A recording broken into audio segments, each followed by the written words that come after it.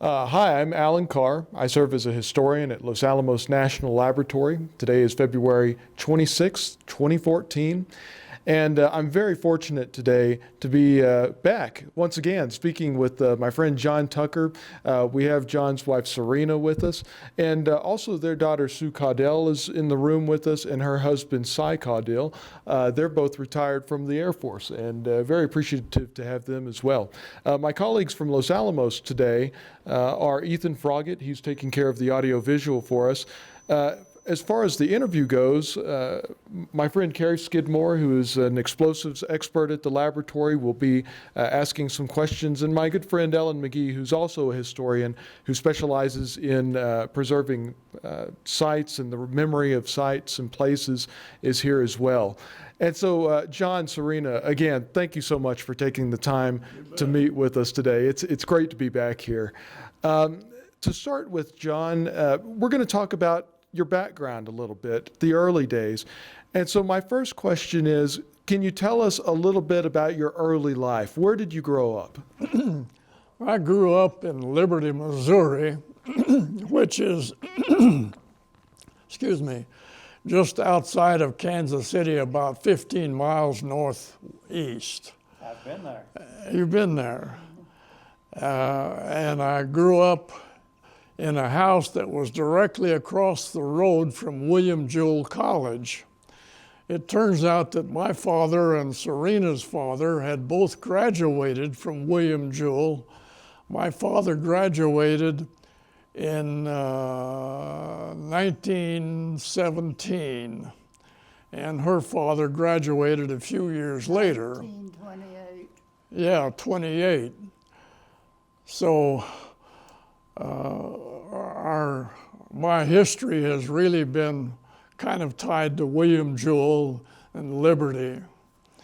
And I went through grade school and high school. In high school, I played football.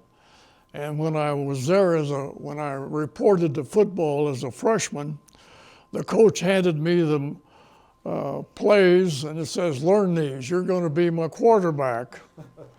Okay. Well, a couple of years later, I was. And the 4 years that I was in high school, we lost one game.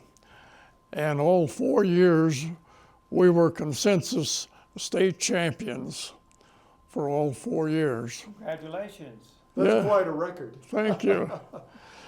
And then I went to William Jewell, and it turns out I took a course in mostly scientific, heading for some graduate degree in physics. And while we were in college, it turned out Syrena and I were in college together. And I met her. We were in a German class, and she sat in front of me in this German class. And it was the second year that my brother Paul, who was a freshman, I was a junior at the time, he wanted to date with a sorority sister of Syrena's, and it happened that she was going over to Syrena's house that weekend for her parents to come up and meet her. But it turns out that my parents wouldn't let my brother Paul have the car to go over and meet her. So he arranged for, since they was going over to Syrena's house, for Syrena and I to get together in a first date, and I drove over. You had to call me for the date, though. Yeah. And anyway, out of that grew our relationship, and we got married 4 months later. And we were juniors in college. And because it was a ministerial school, only ministerial students could be married. And so the old president, whom I'd known forever, kicked us out, was going to kick us out. But Syrena's father came over and talked to him, and he allowed us to stay in.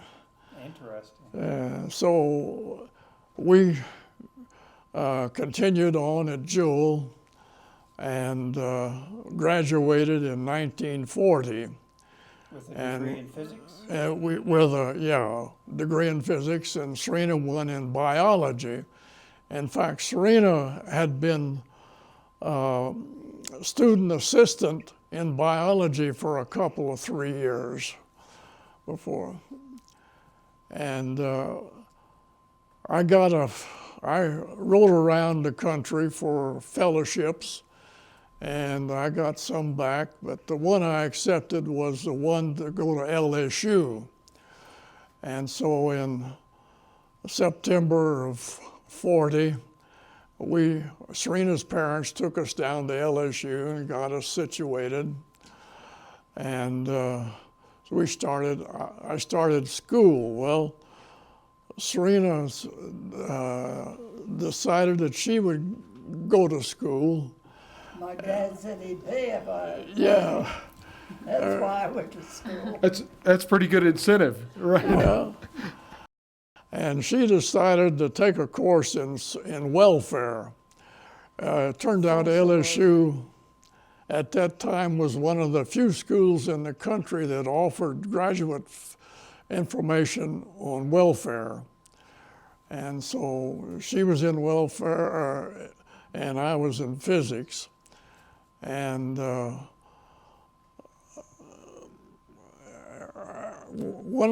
in addition to being a instructor of the lab physics, why I was given a job to go over and teach mathematics and physics to the athletic people who lived in a separate a separate building. And I'd go over after supper, and these guys would float in, and I'd help them with their math and physics. And so I got to know all of the LSU athletes pretty well.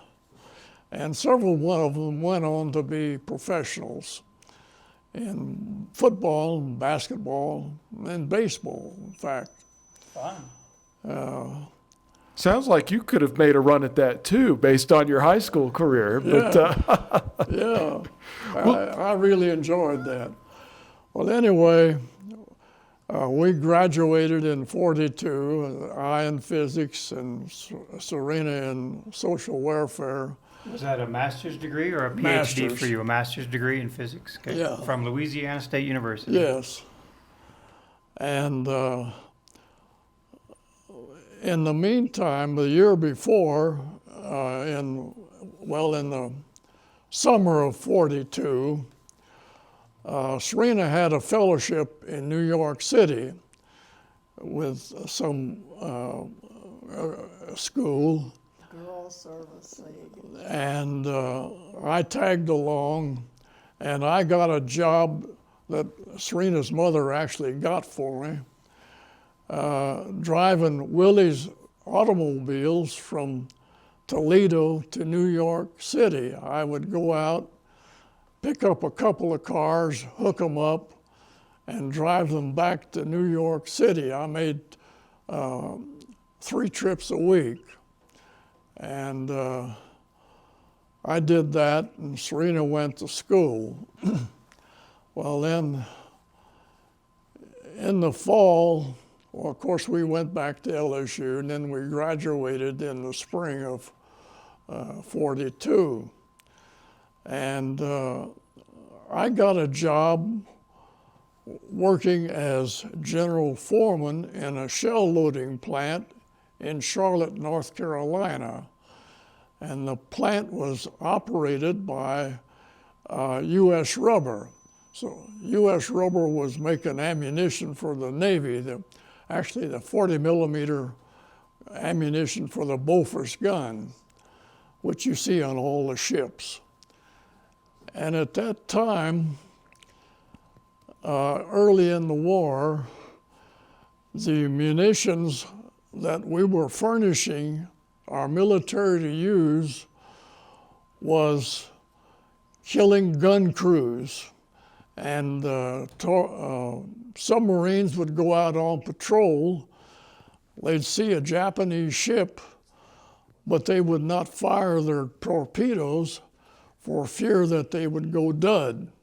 In fact, there were so many torpedoes that wouldn't work that, that was a good thing, because if they fired one and it went thud, well, then they would know where they were, and then that'd be the last of them.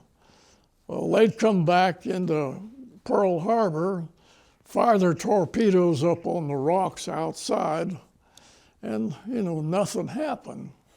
So the munitions that we were furnishing our military at that point in time were really sad. And they just a lot of them didn't work. Well, anyway,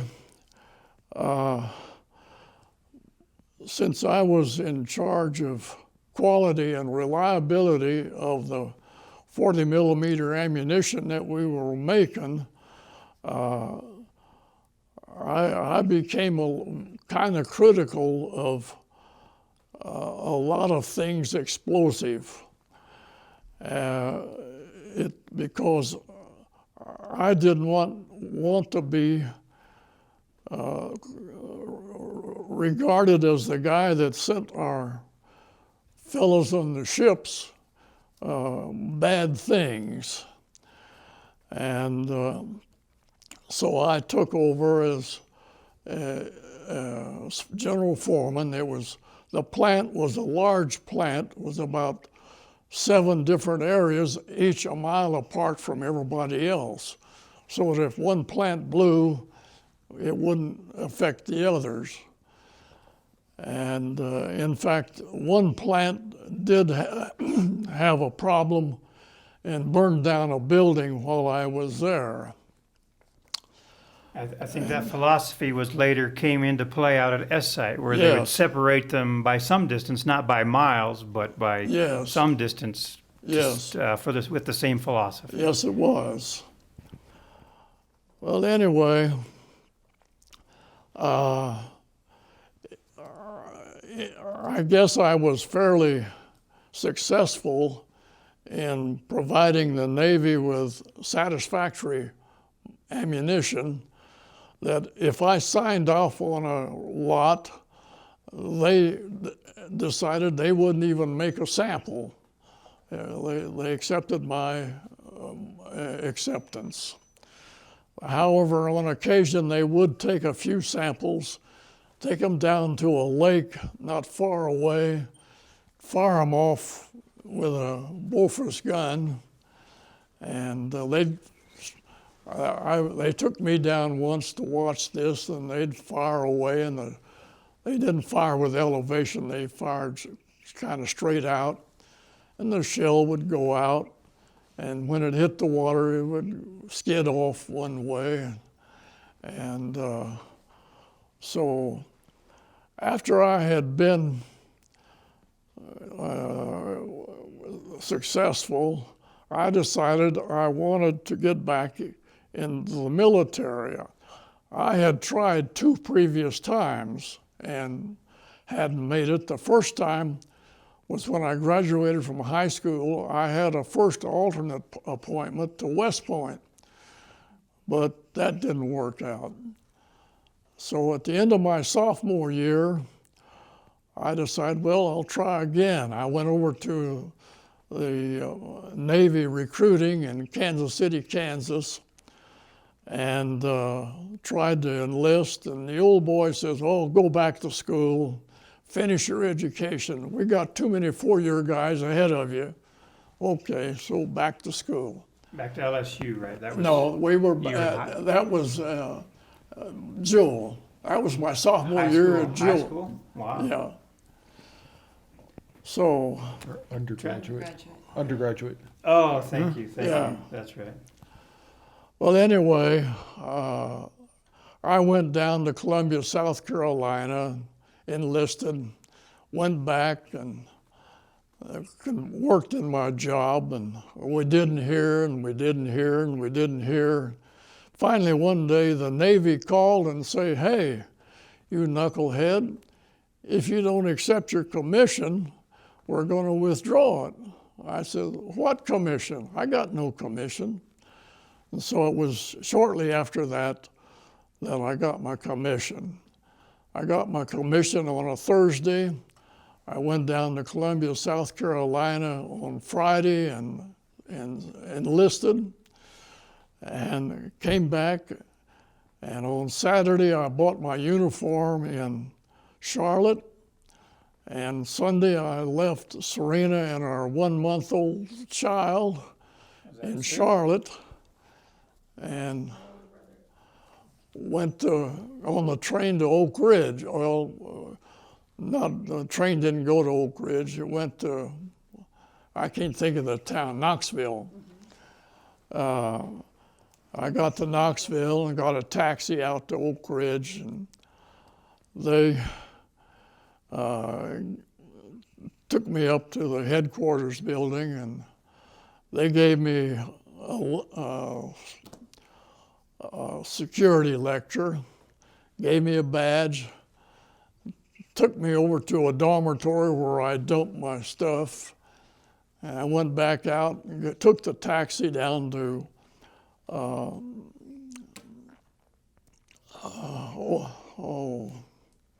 Knoxville? huh? Knoxville? No, a place in Oak Ridge. I don't know why I can't think of the. Knoxville? Huh? Knoxville? No, they took me out to work. Section Y? Oh, Section Y? Was it Section Y, Dad? Yeah, it was Y12. 12, yeah. Took me out to Y12, and they let me in and took me to a laboratory, and it was a small laboratory. It wasn't, if the room was closed off, it wasn't quite as big as this room. And it had 2 cyclotrons, one an alpha and one a beta. And they were experimental units. And I worked there for a while. Once in a while, we'd have a problem, and we'd call Frank Oppenheimer. Frank would come down and say, "What's your problem?" And we'd say, "Well, heck, if we knew what the problem was, we'd have fixed it." And he'd go over and twiddle the knobs, and pretty soon we'd be back in business, and he'd go off. But we could call him 24 hours a day, and he'd show up. A short time there, I was then transferred to a spectrographic laboratory. I had done some work in spectroscopy at LSU. And when Y12 became operational in March of '45, my brother and I, who had wound up at Oak Ridge, and we were working together in the same spec lab, they gave us the first sample of U-235 that came off the end of the line, the enriched 235. And we did the spec analysis and gave them the information. And then short time after that, I was transferred again. Somebody wanted a water-cooled X-ray vacuum spectrograph. Well, I'd never heard of an X-ray spectrograph, but they gave us a room a little bit larger than this, another ensign and I, and we went in there. There was nothing in the room. We brought in desks and chairs, a lathe, some welding equipment, a whole bunch of tools, and I got a drawing board in. And we designed the thing. I drew it up. And he took the drawing of the X-unit tube down to our glass shop where he followed the building of that. And I built everything else. When we got the tube, we put it together, we fired it up, took a spectrograph sample, and the damn thing worked, much to our surprise. Well, as soon as that happened, I got called up to K.D. Nichols' office, and it turned out that he had a problem. Some of the first U-235 material had been lost. They couldn't find it. And they thought it was lost in a chemical lab. And the Colonel put me in charge of another guy to do this, find out where this stuff was. We went downstairs and went to the lab, and it was a good-sized room, bigger than that room over there would be, and it had floor-to-ceiling stainless steel piping, spaced so far apart, floor to roof. So there was a lot of piping in there, and that's where they thought the material was lost. Well, we got there, and I saw what the problem was.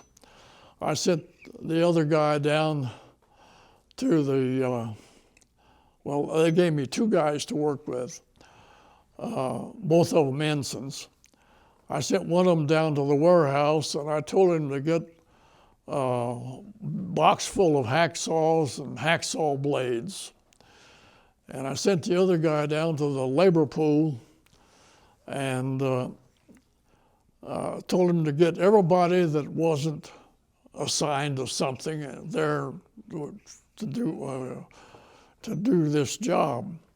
Well, they showed up in a little while, and I handed each guy a hacksaw and a bundle of blades and took him over and stood him in front of this floor-to-ceiling stainless steel tubing, and I said, cut this up in lengths about so far, floor to ceiling. And I spaced these guys out on each row, and I got them started. They'd go up and they'd cut from top to bottom. And as they cut a piece, we'd take it downstairs where we had a leaching operation set up. So we were just getting started, and all of a sudden about a dozen union stewards showed up. Hey, you can't do this. You know, I had carpenters with mechanics, with you name it. I had some of every body that was working at whatever at Los Alamos or Oak Ridge there. And I told them, well, look, at the moment, this is the highest priority job at Oak Ridge. And you go away, and if you get Colonel Nichols okay, why, I'll listen to you. Well, they went off and grumbled, and they never came back. So we went ahead and finished the job, cut it up, and the whole outcome was we didn't find a single thing, any U-235. Years later, in Colonel Nichols' book, after he'd been chairman of the AEC and retired from that, he wrote a story of all of this. And along towards the back of the book, there's about 2 or 3 sentences related to that episode. And he said, they finally decided that they'd made a clerical error. Never heard that one before. So anyway, then it was very shortly after that since Oak Ridge was now operational, that Norris Bradbury and a Dr. Brode came out from Los Alamos and interviewed a bunch of us. Norris was a lieutenant commander at the time. And he interviewed me, and he interviewed me to come to Los Alamos. So I knew what we were doing. So yeah, I'll come. I got to Los Alamos and left Syrena again with our son, at this time at Oak Ridge. I got to Oak Ridge and to Los Alamos. I took a train to Kansas City and then another train down to Lamy. And when I got off the train at Lamy, I looked across the street there and I saw a cow's head that was bleached white with great long horns lying in the fence row. And I began to wonder, what in the world have I got into here? Well, anyway, a taxi showed up and took me up to 109 East Palace. And she met me. Dorothy McKibben? Dorothy McKibben, thank you. Dorothy McKibben I went in her office and she says, yeah, I've been expecting you. And she called a taxi and I was driven up to Los Alamos rather quickly. I got to Los Alamos, I got another security lecture, a badge. It gave me a BOQ. By this time the it was after work hours. And so the next morning I went, found my office where I was going to work out of, and it was the firing unit people. Lieutenant Commander Stevenson was second in charge and Fussell was the group leader. And we met and they sent me down the hall a ways, and I went in and there was a whole bunch of guys working on a thing, and they gave me some jobs to do, and so I went over and started working on them. And we worked all that day, that night, and the next day, and we finished up really quite late, but we had boxed it up and we had it shipped to Raytheon. It was the prototype of the first firing X unit. And Raytheon got it, built it, sent it back. We made a few alterations and sent it back for the Mod 2. The first one was Mod 1. Well, it turned out that the Mod 2 was used at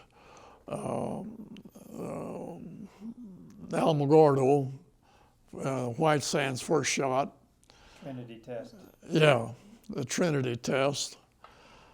And so, but then I spent weeks back and forthing from Los Alamos to Wendover, Utah, where I worked with some of the guys of the 509th that were going to be assisting us.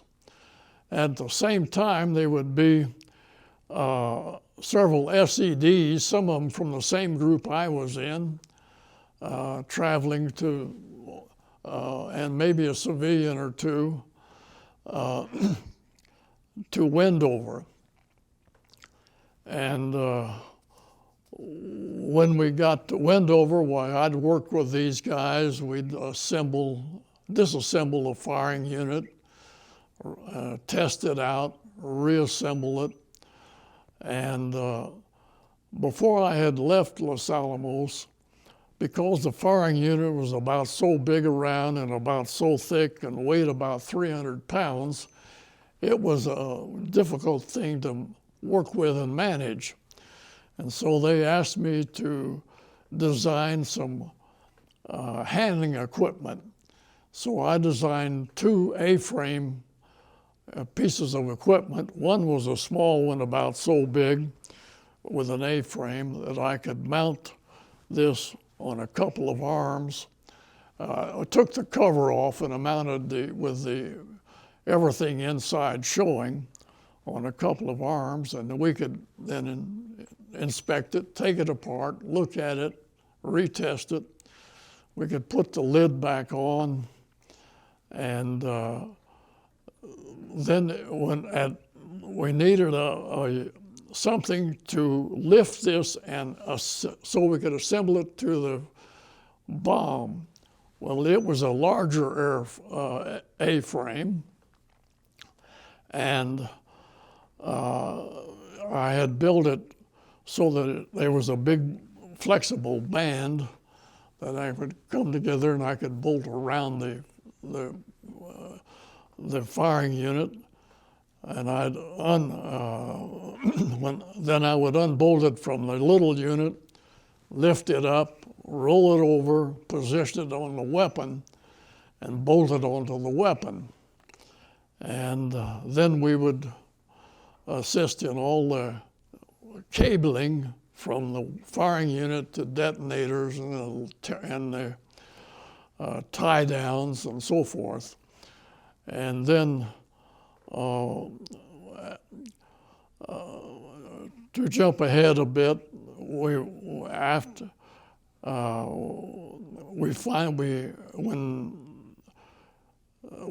we got ready for the final units at I did all of this with the guys there, and then I took the weapon out to the HE assembly area and bolted it up and positioned it on the weapon, tied it to the weapon, and then helped with the assembly again. And then we rolled it over a ways after it was completed, and it was spray painted. All of the parts that had come together and bolted together, why we spray painted over that to keep out any moisture if we could. And after all that was done, some of the guys started writing little notes on the weapon, and I said, well, what the heck? So I wrote my note, and by this time, a lot of the other people had heard what was going on, and so they showed up, and essentially the whole exterior of the Fat Man was notes by various people at the site. And after a bit, the carrier showed up, and they took it down to the pit and loaded it. But one thing I want to mention about the big A-frame that I used for the final assembly, years later, Syrena and I were visiting our daughter Sue at Shepherd Air Force Base in Texas, where she was commanding officer of the training. She had about 6,000 students, 24/7. And she took us through her various facilities, and she had one of every plane in inventory except about 3 or 4, which they used to work on and so forth. Well, we finally got she took us down to where they did their weapon instruction, and Was Cy with us then? no. Cy was off someplace. You was in Baltimore or someplace. I was at Yeah. Munition Squadron.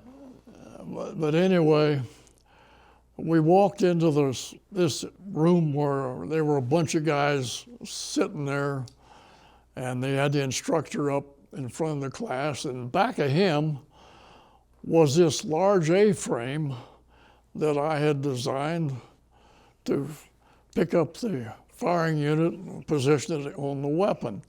It had a couple of different improvements. Instead of being angle iron, black angle iron like I'd made mine, it was stainless steel tubing about so big around and well polished. And instead of a hand hoist, they had electric hoist. But other than that, it performed the same duty the one I had originally built.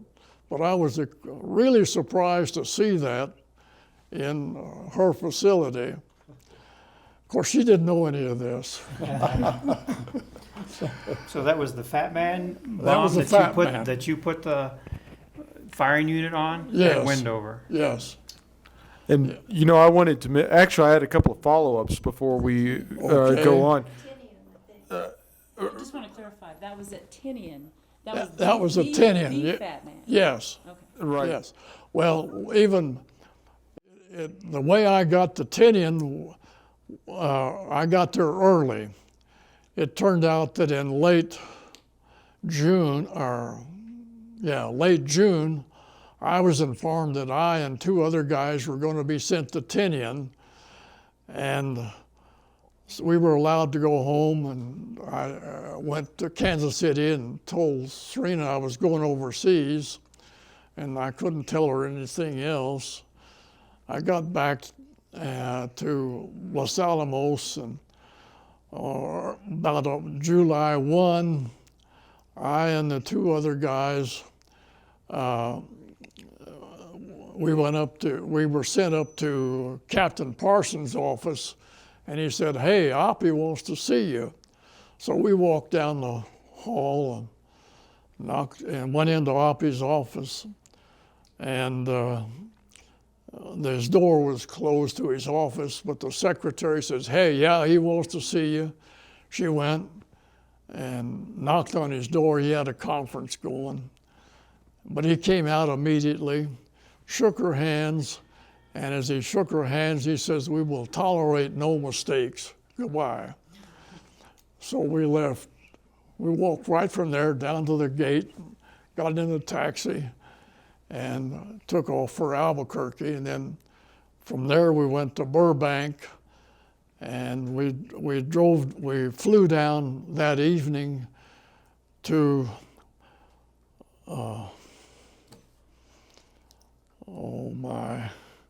the Navy base down at San Diego. It was our big training base. Mare Island? San Francisco. This San Diego. Yeah, San Diego. But it turns out that when we flew down, that night it was raining and socked in, and so they took us back to Burbank. Captain Parsons had arranged for a Navy plane to take us down. When we got to Burbank, it was sitting right beside where we parked on arriving in Burbank. We just took our suitcases from there right to the plane, took off, went down, but then we had to come back to Burbank. And we spent the night, went down the next day, commercial, and then went out to the Navy base. And the three of us were walking down there, not paying any attention to anything, and all of a sudden here come a two-star, and we failed to salute. He got a little past us, and he decided that wasn't quite right. So he came back and collared us and said, "Hey, you're supposed to salute senior officers." Oh, okay. He didn't take us in. I expected him to take us in, but he didn't. So we went on. Picked up our pay accounts, flew up to San Francisco. By then it was late in the evening. Got a hotel, next morning we went down to the federal building where we were going to pick up our travel arrangements. And the three of us had just gotten there, and we were standing in the doorway of the federal building, and here came another two-star. And we'd been told, well, you don't salute inside. Okay, great. So we didn't salute. Well, he did about the same thing. He got by, and he came back, and he says, hey, you didn't salute. No, sir, we didn't. We were told we didn't have to salute inside. He says, that's applicable everywhere but the federal building in San Francisco. Okay. So pretty soon we go upstairs, and we find the lady who's going to give us our travel orders, and we give her our orders. And she says, well, it may be weeks or months before we get you guys out. But by this time, she'd leafed down through our orders and found what we had. And she says, oops, just a minute. I've got a plane this afternoon. So that afternoon, we went out to the airport. Well, it was a seaplane that took us to the next morning. Well, we got in that evening and flew all night and landed at Honolulu. And we were given a BOQ, and it was raining, and we didn't do any sightseeing. So that night we went back and got a plane that took us down to an island down there. I can't remember the name, but we flew that night, got down there in time for breakfast. The breakfast was black beans, black coffee, black bread. And we had breakfast. By this time, the plane was serviced, and we took off. And I don't know where we flew, but we flew to a base way up in the middle of way up in the Pacific there. And in the bay, there were hundreds of ships that were waiting for the declaration of war on Japan, and or not the declaration, but when the troops would be going into Japan. There were just hundreds of ships there with various supplies, but anyway, the plane was serviced, and then we took off for Guam, and we landed late in the evening. We got a BOQ. It turns out that when we got on the plane at San Francisco to go to Hawaii, Captain Parsons also was on that same plane. We didn't know he was going to be there. Well, so we arrived at Guam with Captain Parsons, and next morning he had a meeting with Admiral Nimitz up at his headquarters, so he took us along, and he went in to see the Admiral, and we were kibitzed with 5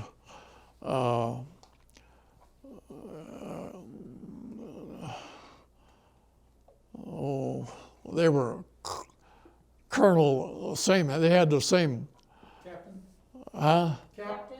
Captains. They were all Navy captains. And they did various things.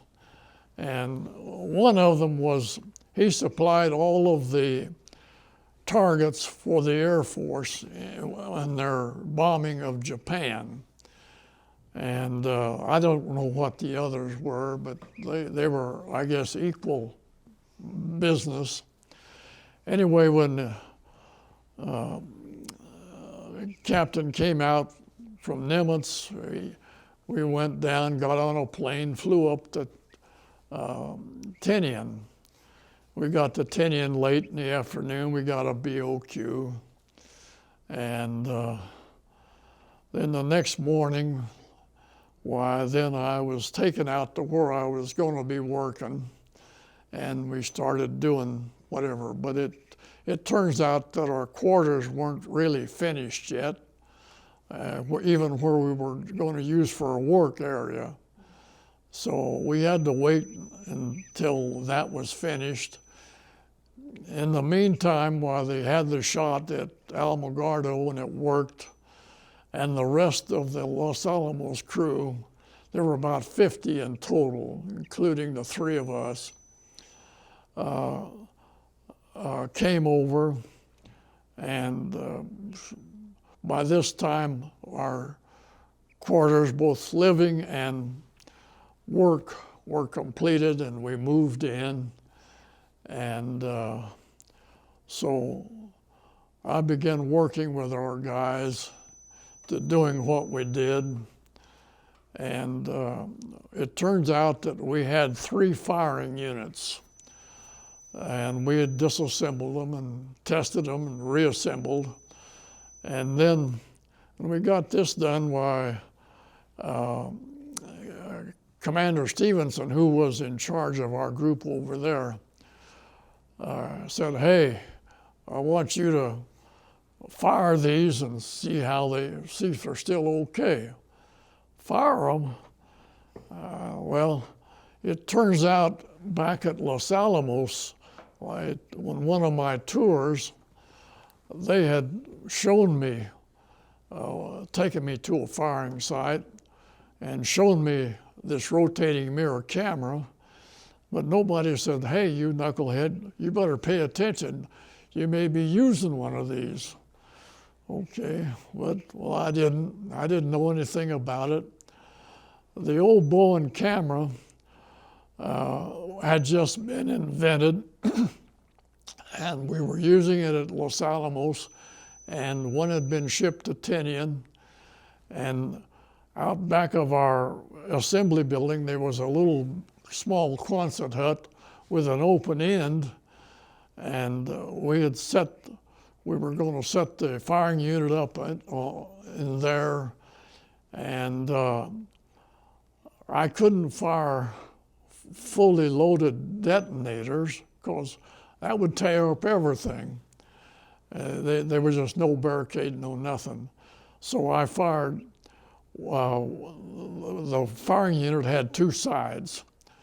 So that I hooked a set of detonators up to one side and fired each firing unit. And the film was way up here on a 40-inch long, about 4 or 5 inches wide. And with the rotating mirror camera, when the shot was fired, the image would show somewhere up here on this long film. Well, we fired all 3 firing units. For each of them, I took the film out of the cassette, and I found where the images were, and I cut out about a 4x5 each section from each film, labeled which unit they were associated with, and they told me, "Well, tell me which ones are the better, which the better." Okay. Well, at that time, and of course, we didn't have any of the mathematics that they subsequently got.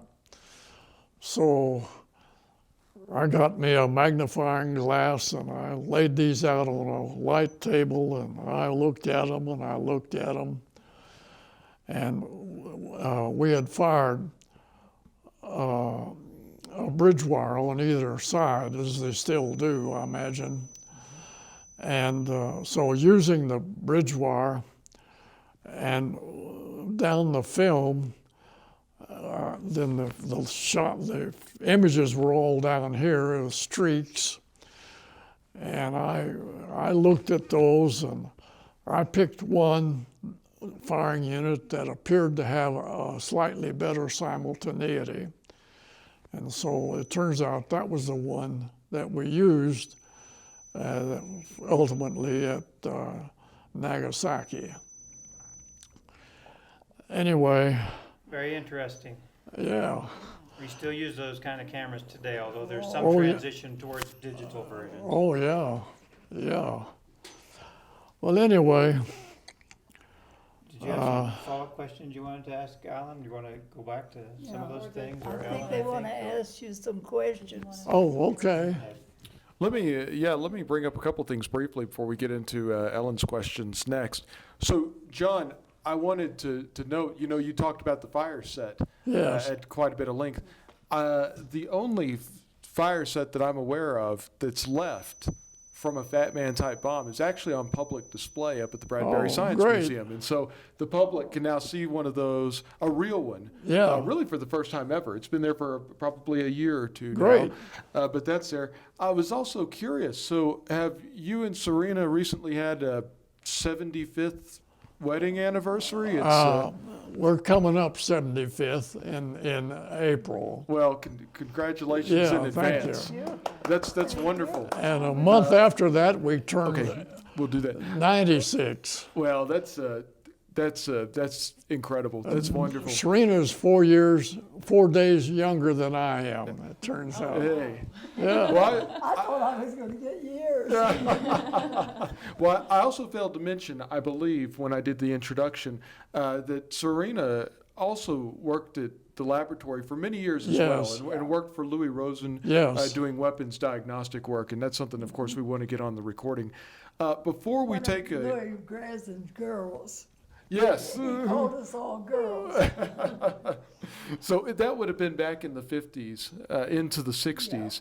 Now, the last thing, we're going to take a short break of a few minutes, then we'll jump into Ellen's questions and then to Carrie's, and we'll wrap up. Do you remember what your message on the bomb was? I have no You idea. forgot. But there's one thing that I did fail to get in our previous interview was this letter of commendation that I received as we were leaving And he goes Tinian. with that. Well, I'll do that Plaque later. Also, right. So what we'll do when Ethan works on the video, we'll make sure that this that this is on the recording. I would so that it appreciate. can be seen. Yes, but this is from Rear Admiral Purnell to you. Yeah. This is quite a letter. Well, And, there's 3 of them signed. Yes. Oh, yes. And Brigadier General Farrell, of course. Yeah. And then Parsons, Yeah. who is really one of the unsung heroes Yeah. at Los Alamos as well. That's quite a lineup Yeah, of folks expressing their gratitude for thank their you. work. Yeah, So we're gonna get a copy of this on the recording as well. good. Well, you want to take that one? Is this just a copy? Yeah. This would be great. Yeah. And we'll. I don't know if we just have a carbon copy anyway, so this is probably the best that we can do. Yeah. This is great, John. Why don't we take a few minutes, take a short break? Okay. Thank Great. you. Oh, it's really interesting.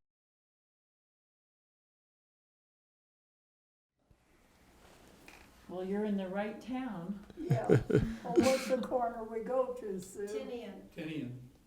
Tinian. Yeah. Well, we're Oh, going. I have trouble remembering that. Oh, John's Tinian. One thing that he didn't tell that today. Yeah, I'm going to set this Am on. I right, John?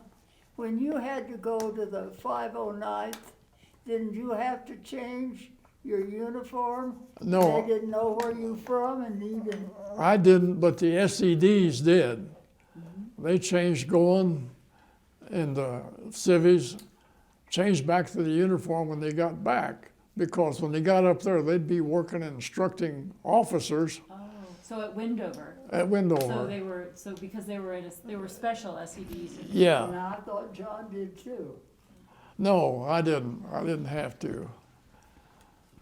All right. Well, I think we're ready to move into part 2 of the interview today. Yeah, thank you. Again, John, Syrena, thank you for giving us some time to speak with you. So, John, Ellen's going to be asking a few questions in a moment. Before we get into those, though, could you tell us a little bit about the plaque that you've brought with you today? When I retired in '82 the second time, Mr. Romanowski, who was the manager of the Albuquerque Department of Energy unit there, came up and gave 3 of us a plaque, dinner and a speech. Hold it up. And the plaque reads, "To John L. Tucker, in appreciation for outstanding service to the Albuquerque Operations Office, February 1982. Very nice. Yeah. Very nice. So that means it was after that, though.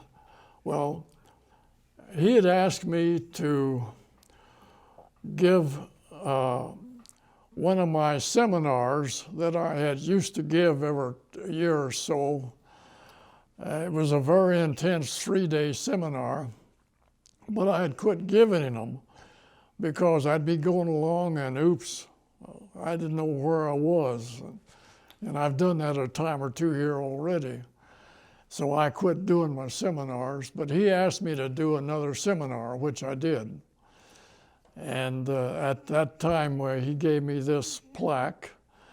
And then after I had done that, I got a consulting contract, and I consulted then for another 10 years, during which time I wrote the history of Los Alamos detonators. You literally wrote the book. I wrote the book. Almost got in trouble because he was writing on at home. They told him what he was writing on was declassified. And he was writing, we were living in Colorado then. And he was writing up there as well as down here. Remember? Oh, yeah. When I brought the first chapter down, it was all unclassified as far as I knew. And of course, I had to give what I'd written to the classifiers to look at, and I did. And their hair stood on end. And you got secrets in here. I have got secrets in here. He says, well, we've reclassified some things. Okay. So then I had to quit working at home, and I came then on not every month, but pretty much every month for a week down to Los Alamos, where I then wrote the history of Los Alamos detonators. So, so I have just a few questions. All right. And then Carrie will ask you some more technical questions. All right. Mine are more interested. I'm more interested in the places that you worked at Los Alamos. But I do understand that it seems like you came in March or April of 45. So yeah. you were sort of on the late end. Yeah. And then you went back and forth to Wendover quite a Yes. bit. And then you were sent out to Tinian, Yes. one of the first groups of people out Right. there, which I understand was a bit of a problem, maybe not for the X-unit assembly work, but for some of the other folks, because there was a last-minute design change of the trapdoor design. So some of the things I've been reading, they talk about how there were groups of people being sent out to Tinian, and I guess you were some of the first people out there. Yeah. But then as they got closer and closer to finalizing and getting the all the bomb parts there and getting everything together, there were some slight design changes that they had been working on in Los Alamos and that they finalized But that was after some of the first people had already left to go to the Pacific. Wow. So one of my questions was, and I'll set this down for a sec. One of the last changes that they did, they were working on in this building, Trapdoor Building 1, which is the old Quonset hut. Yeah. But that was built kind of late in the process, and I was going to show you some pictures. It was also one of the early detonator, post-war detonator buildings. And Yes. so I didn't know if you worked or were familiar with that building. Let me show you a picture. I actually have some World War II era shots, if I can find them. Okay, so this is TA-22 or TD site Yes. in a little bit after World War II. And here, these are the two, this is the main Quonset hut, Building Yes. 1, and it was, then some of these other facilities were built later. Some of the other detonator buildings were up here, and what was later called, was 2 Mile Site. Yes. Or they called it TA-6. And so there Yes. were a lot of these concrete bunkered buildings where they did some of the detonator work as well. Well, when I came back, one of my early jobs was with this firing unit group here. And it was while I was there that I was asked to write for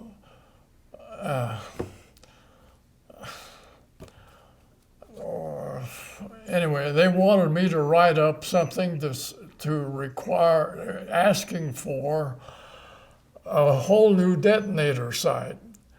And so I wrote this up and submitted it, and it got accepted. That's when the present DF site was built. TA-40, Yeah. yeah. And I followed it from my letter clear on through the construction. And it turns out that I wrote the letter asking for the building of every site, of every building that now resides at 2 Mile, Wow. of the new buildings. So today, this looks so much different because there are all Yes. these modern buildings, and they're starting to tear down a lot of the or they're proposing to tear down the old magazine buildings. Well, those magazines were there when I was there, and they were the magazines that we used to store stuff in. Yeah, they're quite old. So this is a building of the Quonset hut used at the very end, really, of the war. Just primarily to work on the trapdoor design, that Yes. final improvement. And this is the building where I think there's actually some photos of the A-frame where they're manipulating some of these sort of the Fat Men high explosive assemblies. Yes. And the reason we know that too is that in these photographs, you can see it also had this I-beam crane that extended the entire length Yep. of the building. And, Well, TD site gets its name from trapdoor. trapdoor. So I wasn't sure originally. if you ever worked in any of I these didn't buildings. work in there then, Okay. but that became our explosive assembly building later on. Right, and it had a long run Yes. in fact, this particular building, this is its configuration in sort of World War II, but right after the war, they added other small little detonator laboratory spaces inside this building. Yes. And then in 1984, they finally shut the building down, and they were about ready to burn it. Well, And they ended up they saved the building, and it's still out there Well, today. they shut the building down when the construction that I'd last written request for was now the new buildings of the for the offices and mechanical assembly and engineering, and then there's the other building there for explosives. That was all built shortly after 82, and when I came back 2 years later, I was given an office with another fellow in that office building. The new one, the new office building. Yeah. then I had just a few other photos. I'm not sure. So toward the end of the war, they were working on, this is a picture, let me take it out. These are the jumbinos that they were testing on 2 Mile Mesa, the little mini jumbos. Yeah. And this is jumbo. But that was probably more in preparation for the Trinity test. Yes. And you were probably already making your way. This was still there when I came back, and I imagine still there. It's still there. It looks a little bit less green now out there, but it's still there. And this we did find, just for your information, we did find this historical view of it in one of the test shots that were being set up during World War II, where they were doing the small scale tests, and also trying to determine whether they could recover plutonium using this. They called it the water method, which so that's a pretty neat photo. But let me just find the other place that we have been doing a lot of restoration work is V site. Let's see. And if you were out touring around S site at the time, you might have gone out to some of the high explosive areas. I'm not sure if you went out during World War II. Well, I did on occasion to the kind of final assembly area out there. Right, and this is actually what they call the mock-up site. This is V site. This is where they did the final. So from our records, they did a lot of final assembly or preparation for the Trinity test. But before that, I was gone for all of that. They did what they called a mock-up. Yes. And it was a special area. Here's an aerial photo. It was a special area back in here with a no-peak fence and a courtyard area and a high bay assembly building. Is that down in the canyon? No, it's slightly out. It's still at S site, but this it's is back at S site, in the back. And they call it V site. And here they were mocking up final assemblies, but you can tell this one's in a Fat Man casing. Yeah. And they did a lot of this practice weaponization. So they practiced loading it into a pit. They cooled the pit. I never saw any of that. Okay. So that's one of the areas that we still have. In fact, I'll show you just a few pictures of what it looks like today. And then I'm going to probably just turn it over to Carrie, but I had one more question. Okay. And that was, there was a woman who worked out at V site. She also worked out at our site, and her name was Frances Dunn. And she was one of the few women, and I don't know if you ever remember her, she was one of the few women who actually, this is a picture of her working out in the field doing, she had very delicate small hands, and she had been recruited by Kirsty Kousty. The name is familiar, but I didn't know her. Okay, and so she did work out in the area, also in the high explosives in the assembly area. Yes. So I wasn't sure whether you'd ever run into her, because from all accounts she was quite the interesting character. Yeah. But mostly because very few women, and I don't know if you remember this, but very few women were actually out working in the high explosives area. Yeah. So let me just show you the pictures, and then I'll turn it over to Carrie. Let's see. Right here. I was organizing this earlier. So some of these buildings still exist, and my job is to get them so this is the high bay building. This is the high bay building where they did some of that assembly work.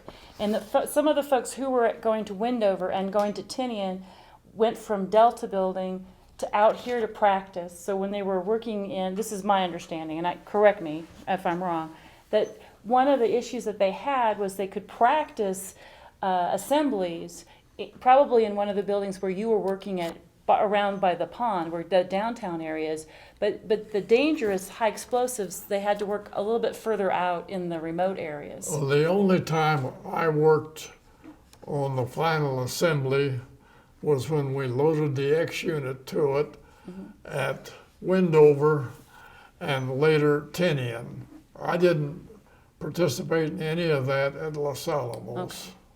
Because I know some of the other accounts, sort of like, so Ed Wilder's account, some of the other folks that were doing other aspects of Tinian assembly, they practiced at Los Alamos.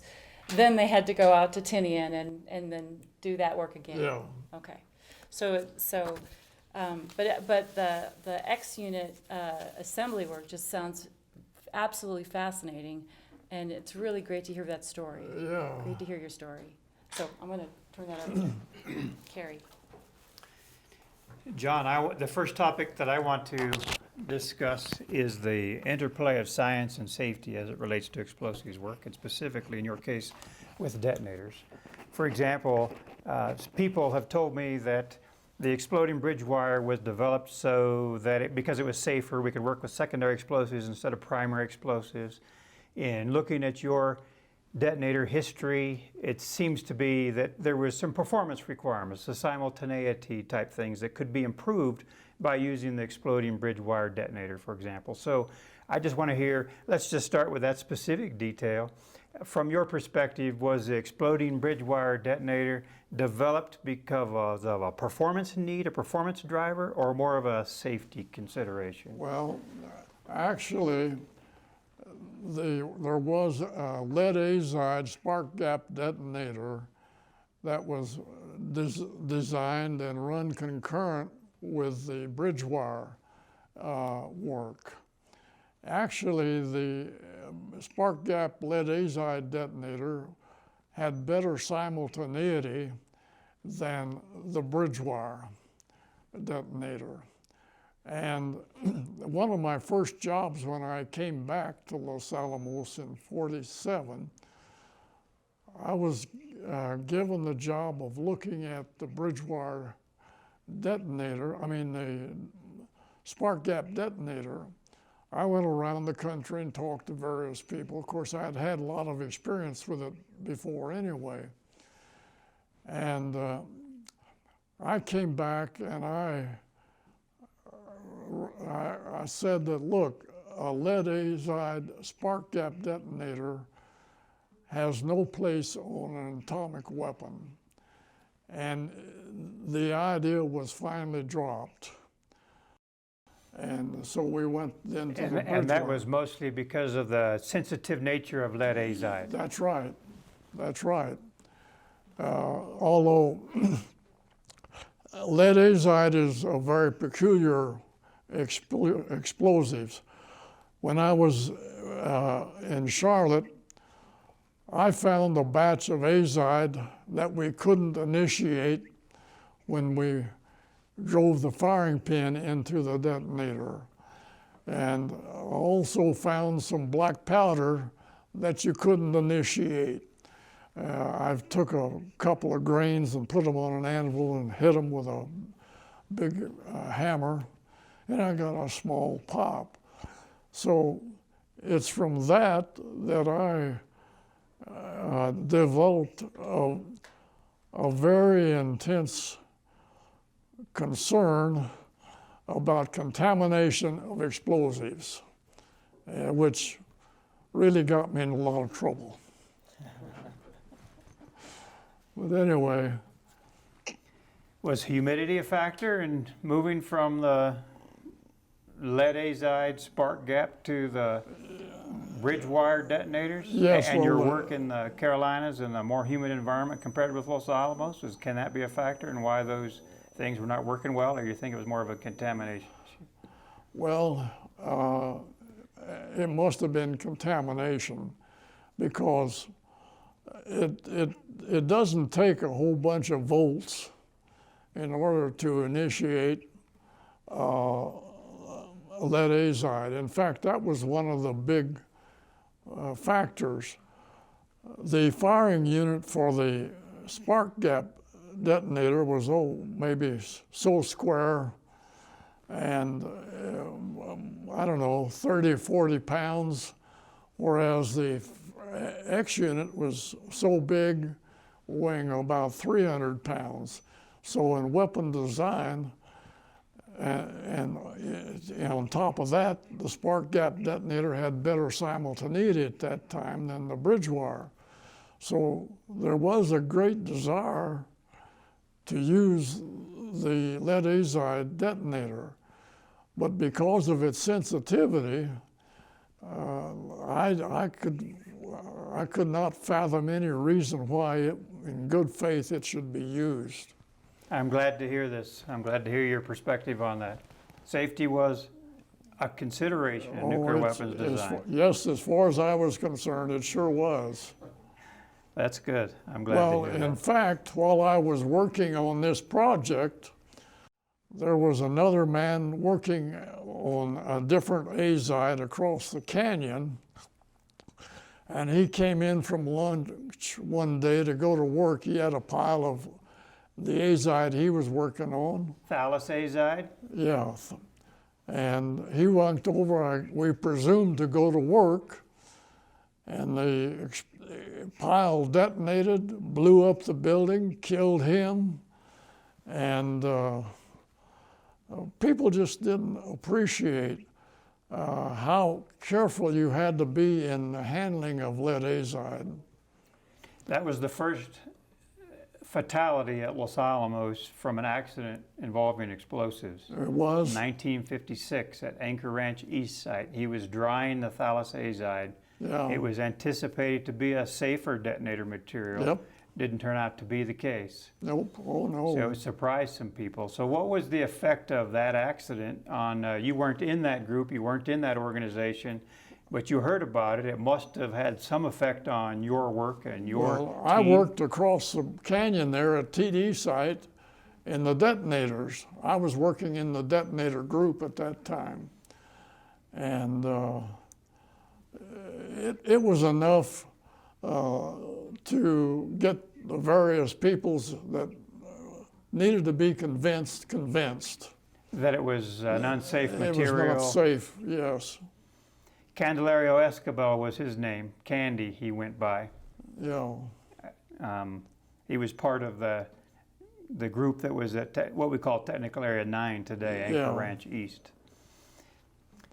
There were some other accidents that followed. That was in 1956 and 1959. There were some other explosives accidents that killed some Yes. people. The one machining PBX 9404 out at S site, and the Yes. other one at the burning grounds that killed Yep. 4 people. After that, they say we went to more rigorous written procedures, a lot more remote operations and those kinds of things. So you weren't at S site, you were at TD site, but there must have been some ripple effect out to TD site from these explosives operations and the accidents? Well, when I was at TD site, I was made chairman of our group safety committee. And I did monthly surveys of our area, and wrote up a report to the group leader and to the division leader. And then I, on occasion, was asked to participate in other groups' safety surveys. But I was more critical of what was going on for safety reasons than the laboratory's safety manager. And because of my criticism and all, I subsequently got removed from the safety committee. So let me ask the question this way. Was the laboratory safety manager not an explosives person? Do you Yeah. think that explosives was considered taken more seriously among the explosives groups than maybe at the laboratory in general? Yeah, yes.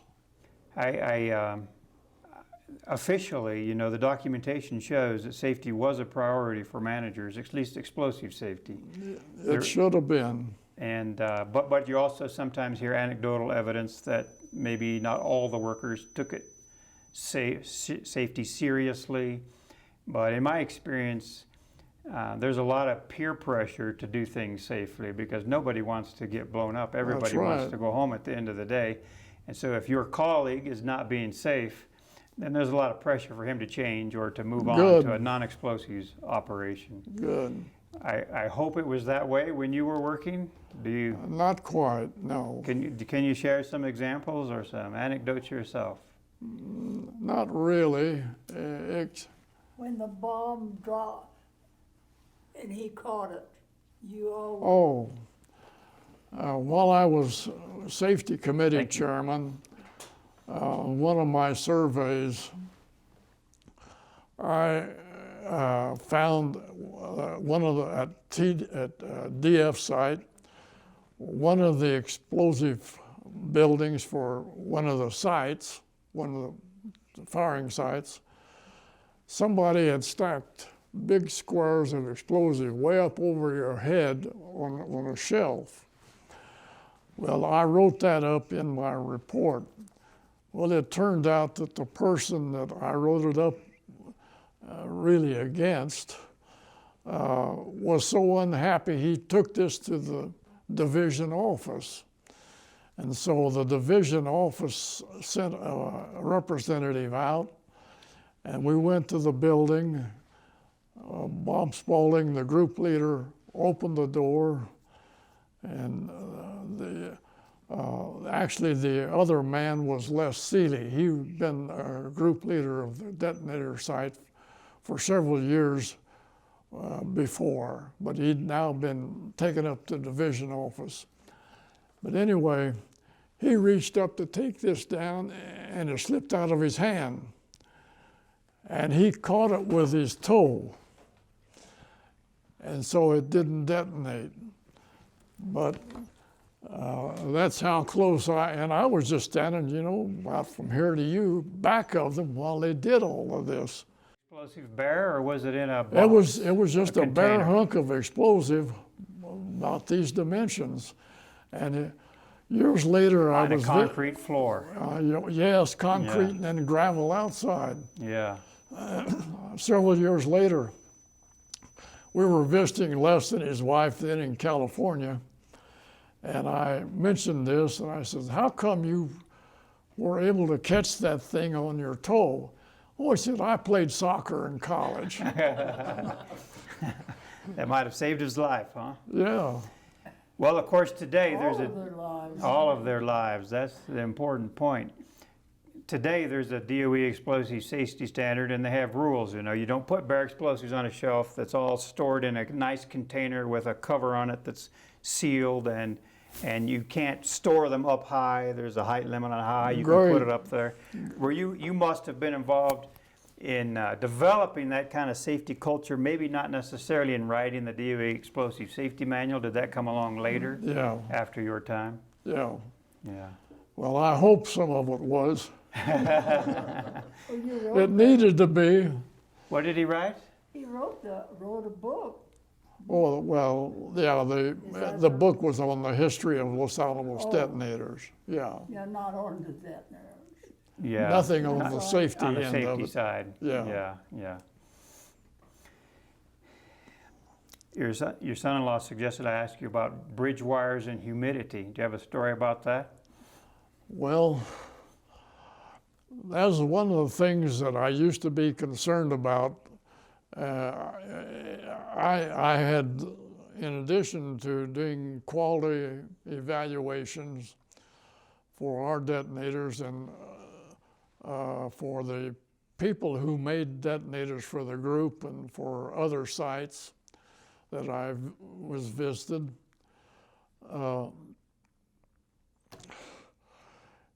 it was imperative that oh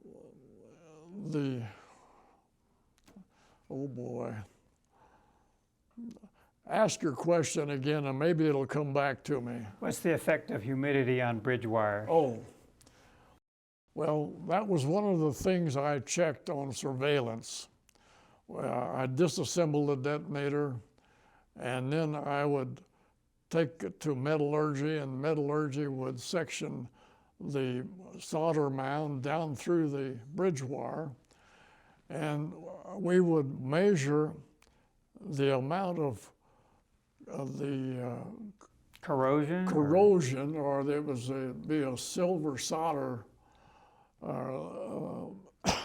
amalgam around the bridge wire itself.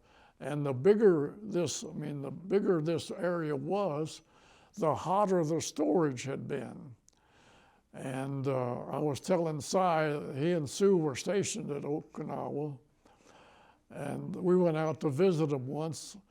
That the storage site at Okinawa was the hottest storage site of any storage site in the world. And I determined this by how much amalgam the lead azide had gone into the silver. And but it's so it is a thing to be concerned about. You have to, too hot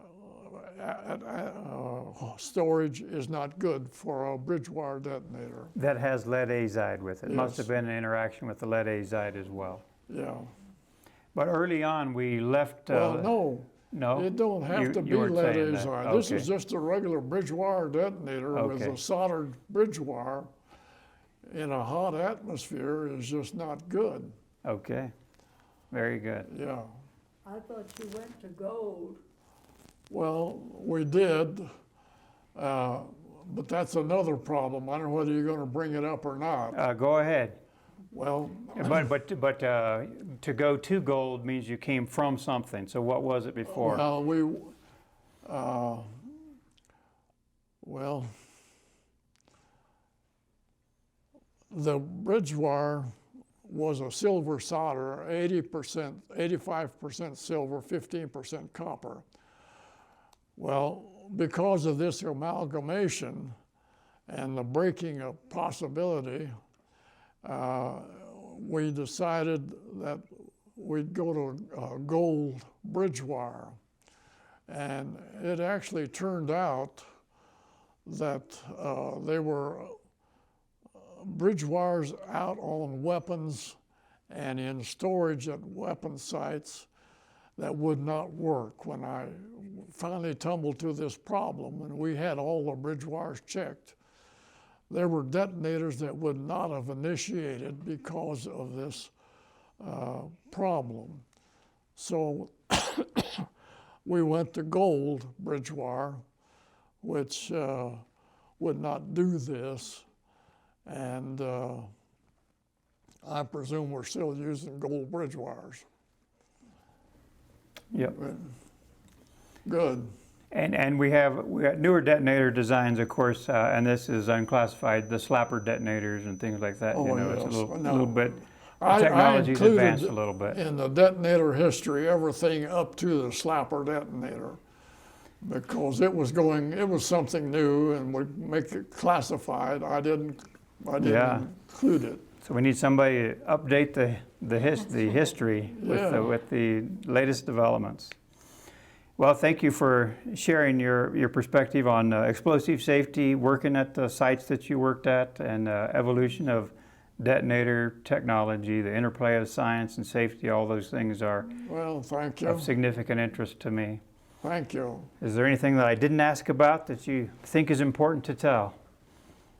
Or you'd like to share another? And I did have a follow-up Well- Manhattan Project question. Okay. If he has patience. There are probably other stories, if I could think of them, that involve the detonator and its various problems, but I can't offhand. Yeah, we don't want to get too technical or anything Yeah. either, but appreciate the human perspective. Thank you. So I just had one follow-up question about the Manhattan Project and the X units. And I could have this completely wrong, but earlier I was thinking that when you were talking about your experience on Tinian and the different modifications of the Raytheon units, Yeah. it seemed to me, I read somewhere, and I could be wrong, that one of the last components to be ready to go was really the Raytheon X units, that there was a delivery delay that was one of the concerns at the very end, and I don't know if you could speak to that. That may have been, but I consider the detonators as the last component really approved, because the bridge wire detonators had a failure rate of 1 in 100 at that time, just before Trinity. And they had built a lot of detonators that were test fired in July, that had no failures on test firing. And it turned out those detonators were then used at Alamo Trinity, and of course we used those same lot in Tinian. But there was a problem, and it worked. It worked. It worked. Great. Well, thank you very much. You bet. Really appreciate it. Thank you. So, anything? Dad, tell them your tool story about the tools. About the Titanium? tools, your box. Oh,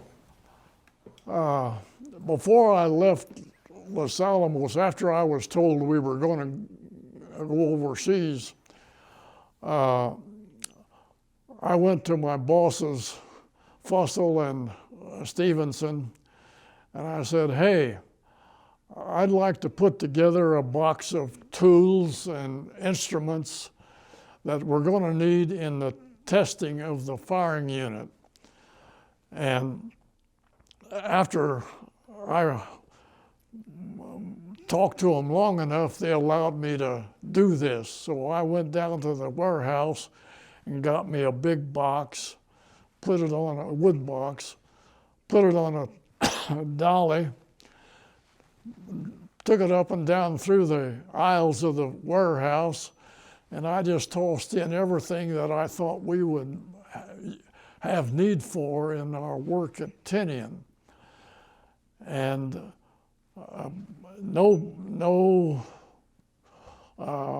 just in the box, nothing to protect it at all. Close the lid, and we got 509th to fly it up to Tinian. And when we got to Tinian and we're getting all of our stuff together, we had everything, everything we needed, except none of our tools ever showed up, and nobody ever found them. So all of the work we did was with the box of tools that I had put together and had sent over. And after VJ Day, well, here come those tools. The war was over. There was no use for them. So we loaded those tools and a lot of other stuff on an LST, took it out to sea, threw it overboard. And somewhere out there, the fish have lots of tools and lots of equipment. And that's a great story, because I just came back from California a couple of weeks ago, and one of the things I was doing was checking on some of the locations in the Bay Area at Port Chicago and Mare Island, where they were shipping all these batches Yes. out to Tinian. And some of the documents I found, the problem they had was like the fifth batch of tools and everything that they needed. It sat there in California, never made it all the way to Tinian. That's right. And then there's other documents where they have all this stuff at Tinian, and now they got to turn it around and send it back. And so there's correspondence with people in the naval. It was a naval ordnance depot at Port Chicago, which is still an active Army facility, and they were having to store these things as they were coming and going both directions. So that's probably where your tools probably they hung up there, probably at Port Chicago or Mare Island, Yep. and never made it all the way to Tinian. Well, because of my experience back with the shell loading plant in Charlotte, I knew that some things never got to where they were sent. And I was afraid that something like that would happen, and I was able to persuade the bosses to allow me to do this. Very, very smart thinking. Very Oppenheimer said no failures, right? No mistakes. Yeah. No failures. We got it back. The one that he sent over came back. We had it, remember? What? We got back, got the box back, remember? Do you Yeah. know what happened to it? Nope. It if it's still there, it went into the nursery at the First Baptist Church in Los Alamos. And they locked their toys in it. And when we moved out of Los Alamos, we didn't have the sense, I didn't, to go get that. If you could find it, that's something that would be. First Baptist Church, we'll check on that. Alan? We're gonna go sneak in. We'll go sneak That's in. right. That's where it was left, and we didn't have sense Oh. enough, and we moved. Thank you, Si, for remembering. Great story. Well, let's see, do we have any other questions? Going once, going twice? It's great to end on a really nice. Anything that you'd like to add, No. comment on? We didn't ask you a lot of questions. Covered everything. Well, I think it's been a great interview. It's been, I've had a great time again. Well, thank you. And, I just hope you all will stop by our apartment sometime, even if you wanna come up. Well, I think all we can offer you is a root beer.